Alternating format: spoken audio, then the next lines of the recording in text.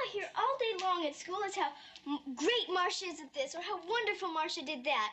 Marcia, Marcia, Marcia. Some drama. I feel it. Sound familiar? There's one in every family, a drama llama.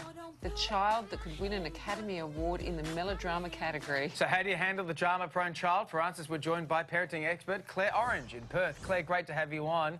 Whether it's a sibling or a cousin or a best friend, we all know someone that verges on the dramatic side.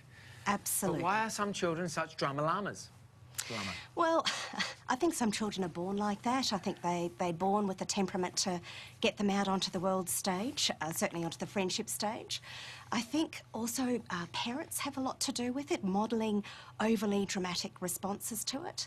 And there's also an element of it being a learned behaviour. And if you get the attention that you require from that very dramatic response, either from parents or from friends, you tend to do it more. Claire, some people would say that girls are more notorious drama queens than boys, but I know for a fact that's not true. How dare you! It's not necessarily the case, is it? No, not at all. And we use those pejorative terms like drama queen, which really puts it fair and square in the girl behaviour category. Yeah. And it's not. I've got 4 boys, and I'm not going to say a name, but there's one that's a bit more dramatic than the rest. That child knows exactly who you're talking about. Yes. How can this type of behaviour affect your child, though, in the long term? I mean, can it impact their relationships in the future? It certainly can get them ahead in life because they've got drive. Yeah, absolutely. There's good and bad to this, so you don't want to squash it entirely. But, you know, I think a 4-year-old being a bit sassy and dramatic is kind of cute. 14-year-old, not so much. Try 40-year-old, oh, yeah, exactly. You kind of go, oh, it's not... And it causes this whole friendship fatigue, doesn't it? Those are the people you kind of defriend a little bit, or don't answer your phone because you know it's just going to... They are exhausting. They're just...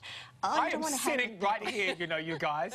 I'm right here. You do not need to talk about me like Look, this. it's funny when it's you, but when it is a child, it's important. Oh, it's exhausting. No, but you don't want your child for other people to be avoiding your child because the dramatics are just too much, right? Yep, absolutely. And that's such a big thing, you know.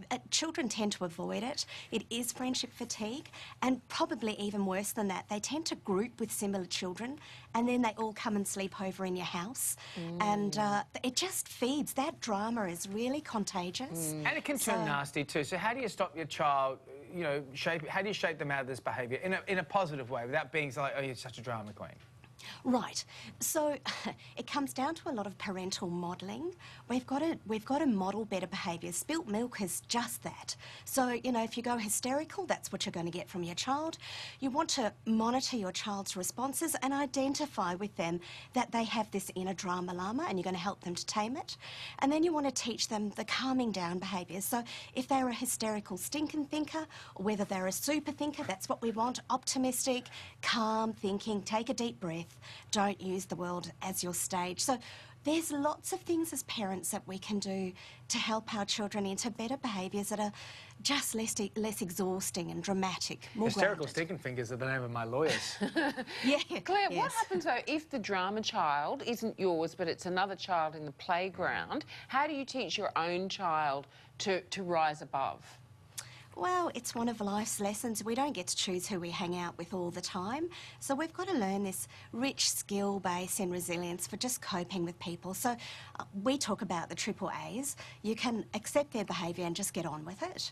You can get assertive and tell them to cut it out, knock it back a notch, or you can avoid them. You know, go play somewhere else, play with some other kids, and it kind of starves that dramatic fire of oxygen. Yes. So there's lots of things we can do as parents to help our kids. They've got to learn to cope with it. It's called life. Or you can let them shine. Claire. You can, indeed.